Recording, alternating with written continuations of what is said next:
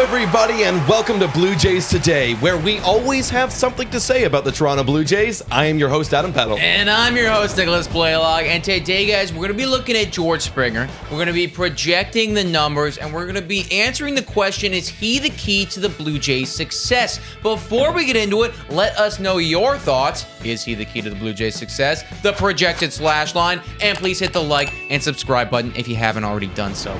Okay, man, let's remind the people what George Springer did last year. You got the numbers for us, man. I do. So George Springer, as we all know, was hurt for many, many games. He only played 78, which is less than half of the MLB season.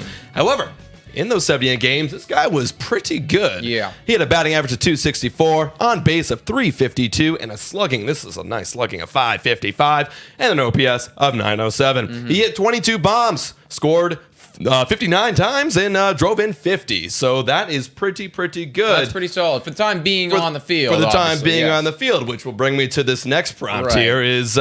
this guy needs to stay on the field next year. Yeah, that's a big concern. You know, when I'm thinking about the Yankees podcast, like the John Boy Yankees podcast, when they were talking about like Stanton and Judge, and that was their big concern. It's like they can be good if they stay on the field, right? So what are you feeling? What are you feeling about George Springer, about his health issues? I feel about exactly that, and it's we saw what happened last year when Stanton and when Judge were on the field. Yeah. They were pretty damn good at baseball. They were really good. They were pretty damn good at baseball. Yeah. It's like they were back to form. It was like, oh, there's Stanton, and oh, there's Judge, and they're elite. And I think that George Springer is in the same position. The problem with him, man, is that it wasn't just like one injury. Yeah. It was like 3 or 4, I think 3 guaranteed, all different stuff. All different, and it's just like, well, how is this happening? Is it your conditioning? Is it the way that you're using your body? Like, clearly something needs to be addressed this offseason to make sure that you can stay healthy for a full, it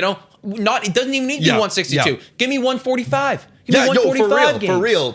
And I'm not going to spoil my projection just yet, but that's what I kind of want. At least just like a 140. But obviously we're not doctors. We don't know, what the injury, what he did to cause the injury. But from my eyeball test as a fan watching the games, this guy gave 150%. My guy goes fucking hard out there, bro. Like, he goes for it. I respect that. Like, I totally get it. You're on a new team, a new city, a new country. You want to make an impression, and you did, dude. You really did. Like, I know you're elite. We see it right here. We know it from the past.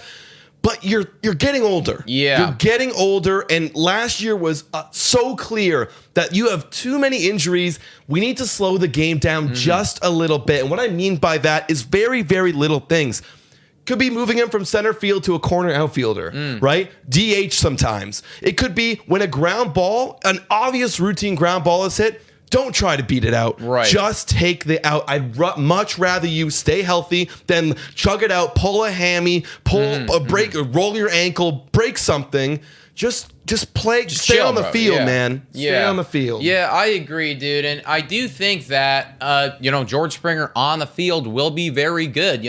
Last year, looking at some of the other numbers too, I will admit, Baseball Savant, the expected batting average was a little bit lower than I'd like. The K rate was a little bit lower than I like. However, I will say that when he came back from injury, there was like a 3-week stretch where all George Springer did was strike out. I remember it was like, this guy needs to get off of the field right now. Like, he is not helping. So I feel like that 3-week stretch just dragged those numbers way down. Right. I don't expect that to continue very much. As far as like hitting the ball hard, he was annihilating it. 90% barrel percentage, 84% expected slugging. Like, he hits it hard, dude. And with the 555 slugging that he did have last year, that's pretty damn freaking good. With all that being said, what do you expect this guy to do next year for the Toronto Blue Jays? And is he the key to success? Because we didn't have him last year for so much. We just lost Marcus Semien. I feel like this guy needs to step in and take over that role. That's exactly right, guys. And we always forget about that. Like, yes, we lost Marcus Semien. Yes, we lost all those home runs and on base, that slugging. But George Springer, when healthy, arguably he's better than Marcus Semien. Could do just that, if not even better. Yes, he's aging a little bit, but so is Marcus Semien. Yeah. But I really project this guy to stay healthy, and I really hope that the Toronto Blue Jays management and their training staff, first of all, they got to work with him and hopefully find a regime that a regiment that really works for his training. Yes. But they also need to tell him, dude, like, we need you on the field. Like, don't go for those ground balls. So with that being said, if he can stay on the field for at least 460 at-bats. Okay. At least 460 Yeah. at-bats, which is compared to 299, which was last year. Yeah. 460 at-bats. I want him to hit for 272, an on base of 361, a slugging of 550, and an OPS of 911. Hit 35 home runs, drive in 92, and score 108 if you're at that leadoff spot. That's that pretty good, will be yeah. a good George Springer year for me. That is pretty good. I'm not quite as generous. Pretty good still. I have him doing a 259 batting average. I think as the age continues to go, it's like the batting average will start to decline, but he's going to take over that Josh Donaldson role and smack a whole ton of dingers. He's going to have a 360 on base. He's going to have a 517 slugging, and he's going to have an 877 OPS. And if he does that, which I think is very, very doable, those numbers that I just listed out are eerily similar to what Marcus Semien did last year as far as the slash line goes. I think that this guy is very capable of putting up, like, I think that this, what I just projected, is very reasonable for George Springer. Reasonable. Should be, like, very attainable. And if you did it, I would be more than happy, man. Yeah. Stay on the field, get it done, take over that Marcus Semien leadoff spot,